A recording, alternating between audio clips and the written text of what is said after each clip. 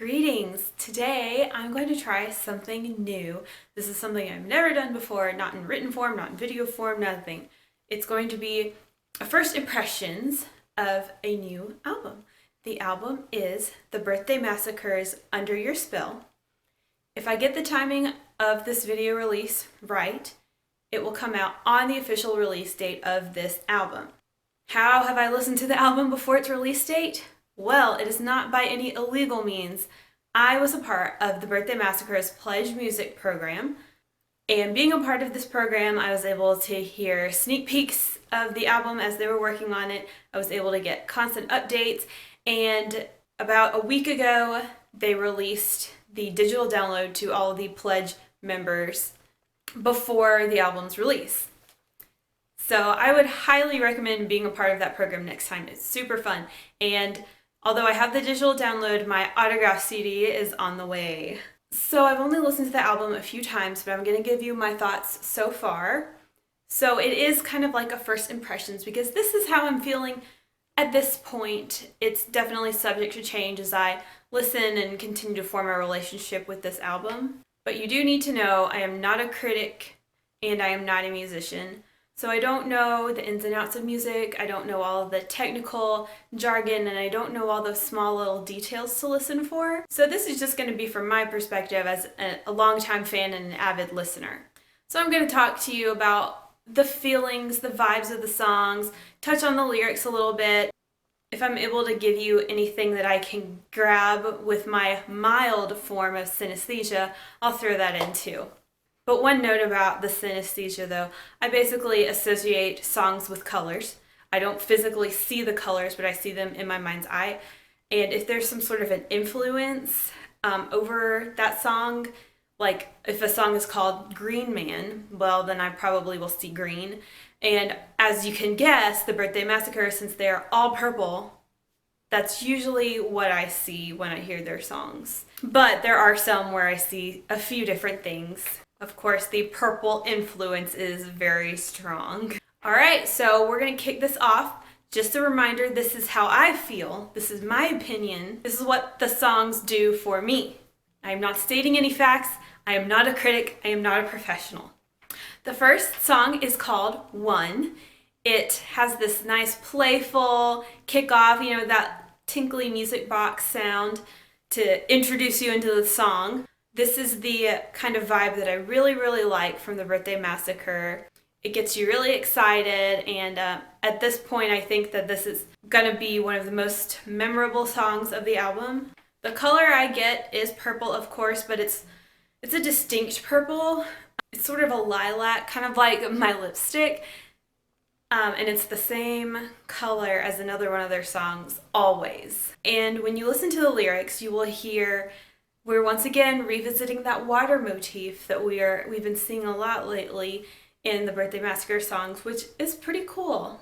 Okay, song number 2 is Under Your Spell. It's the title track. It is definitely the track that gets stuck in my head the most. Definitely getting a pinkish purple from that, which I think is the color that's on the album cover. This is definitely the type of track that we would expect from the Birthday Massacre as we've come to know them now. It's not necessarily their classic sound, but it's what I would call their signature sound, if that makes any sense. It's very magical yet solemn. The lyrics are great. I only wish they could, help me through a breakup or something, but I don't get those anymore. Song number 3 is called All of Nothing. It starts off, Once Upon a Waste of Time. That's genius. I love it. This song is definitely a favorite of mine. Very hard-hitting. A lot of electronica mixed in.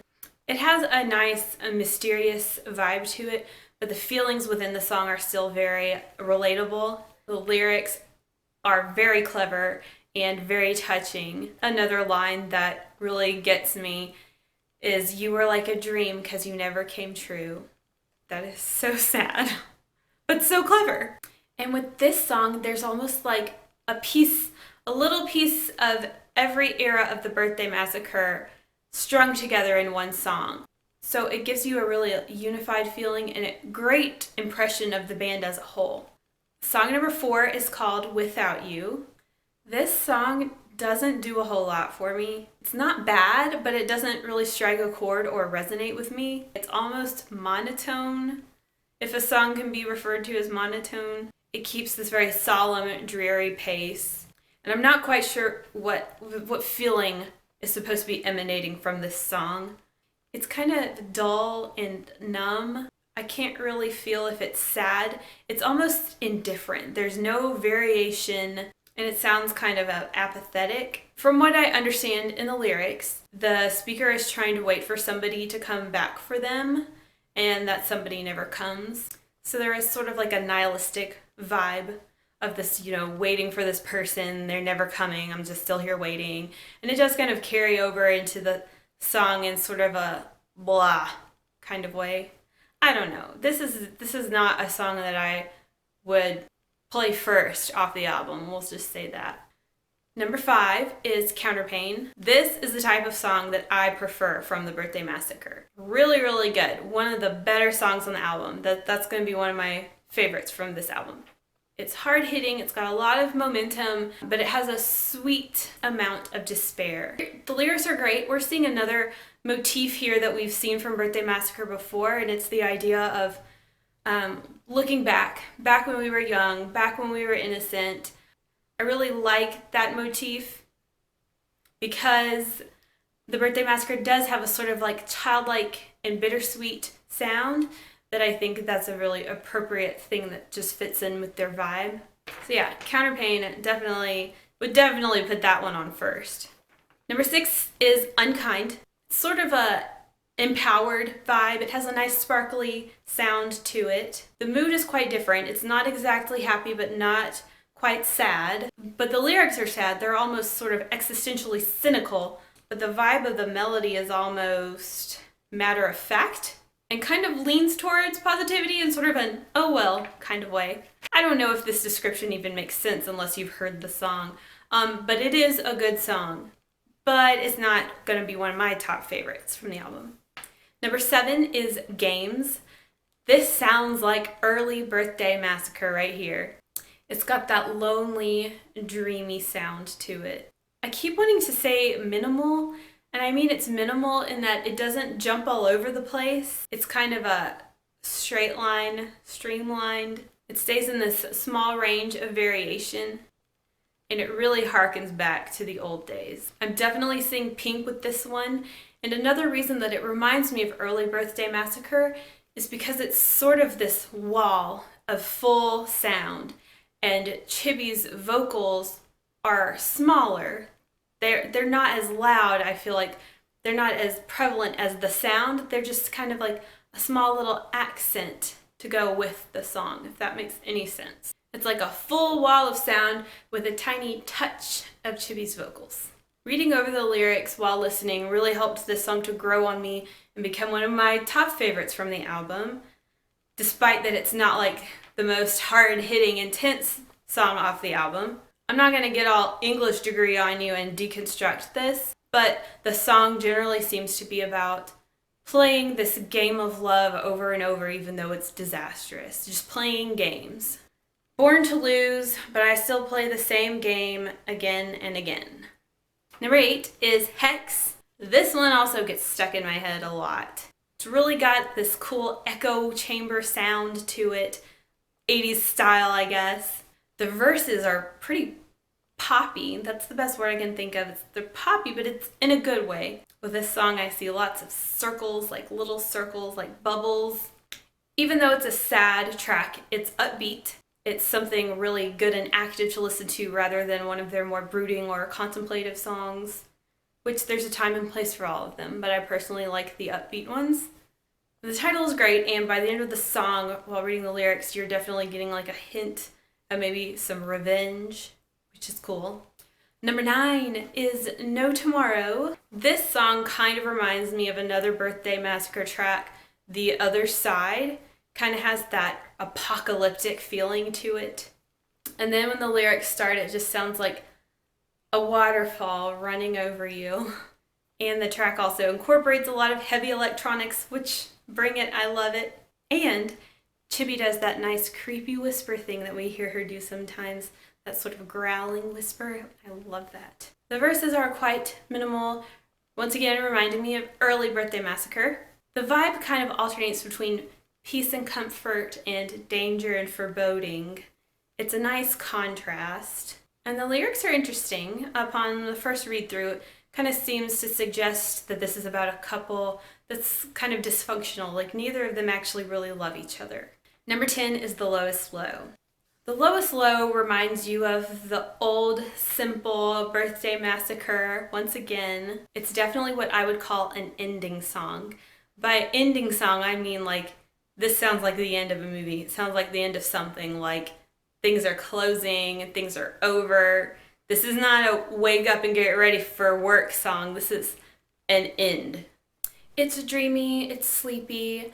It sounds like things are coming to a close, but there's still consideration and thoughts and hopes for the future or a new chapter. I wasn't sure if I was going to like this song, but as I remained open to it and just kind of let it speak to me, like let it say its piece, let it make me feel how it wanted me to feel, I really do like it. It's sort of bittersweet, but still content. It's slow and light, but it still has a nice momentum to it, which makes it very listenable. And the lyrics are fabulous, which brings it to a whole new level of appreciability. Is that a word? It is now. And the final track is number 11, Endless. It kicks off with a lot of emotion, which is strange for an ending track because I would think it would be an ending song like I just discussed. But this is not an ending song. It's great. I think it's a great way to end the album because it kind of leaves you wanting more. So yeah, this album sends you out with a bang, and the lyrics are equally intense. This song gives me a really good 80s vibe. And it's so funny actually with this track because it was making me visualize like a wheel or a circle, something that just goes over and over like this, which is strange because the song is called Endless, and you know, a hoop, a ring, a circle is endless. Crazy. Yes, so Endless was another great one for me. Okay, I've touched on all 11 tracks. I hope it was useful or informative, at least a little bit. For my final thoughts on this album, I feel like by the end, I was still kind of yearning for some more of the hard-hitting, heavier songs, the more upbeat or fast-paced songs. And that's just my personal preference. I think a lot of it has to do with my stage in life. I'm not really dealing with, you know, romantic problems or anything like that. So I don't really commiserate with the sadder songs. But we did get a lot of soft and melancholy in this album, whereas I kind of like the aggression and the playfulness. But, you know, I'm just nitpicking now. The album is great. I am so thankful to have another Birthday Massacre album. The Birthday Massacre is a band that has never let me down, and I'm so thankful for that because almost all the other bands I like have ended or gone in the wrong direction, in my opinion. So I'm so glad to have the Birthday Massacre in my life. I'm actually going to be seeing them in less than a week in concert, and I can't wait! The lyrics throughout the album are masterful. The musicianship, from what I know, is great. So those are my first impression thoughts. I am looking forward to continuing to listen to this album and sort of advancing my relationship with it and getting to know each of the songs a little bit better. So I don't know if a first impressions is useful or not, but I thought it would be fun to talk Birthday Massacre. Maybe somebody out there is into it. Alright, I never know how to end these things, but thanks for watching, and I'll see you next time. Goodbye forever.